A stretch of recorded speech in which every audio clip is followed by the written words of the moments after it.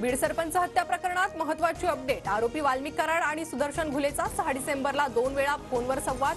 6 डिसेंबरला झालेल्या वादानंतरच 9 डिसेंबरला संतोष देशमुखांची हत्या।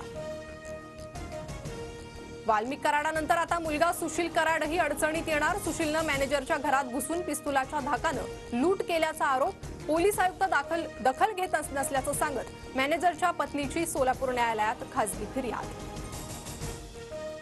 खंडणी प्रकरणी आरोपी विष्णू चाटेला न्यायालयीन कोठडी। संतोष देशमुख हत्या प्रकरणात चाटेला अटक करण्याची केज कोर्टाकडून एसआयटीला परवानगी। आज पुन्हा चाटेला केज कोर्टात हजर करणार।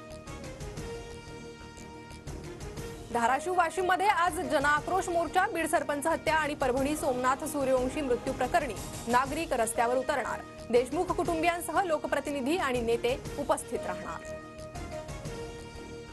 पोलीस हत्या प्रकरणाच्या तपासाची माहिती देत नाहीत। संतोष देशमुखांची मुलगी वैभवी देशमुखांचा पोलिसांवर आरोप। तपास कोणत्या दिशेने याची माहिती आम्हाला मिळायला हवी, देशमुख कुटुंबियांची मागणी।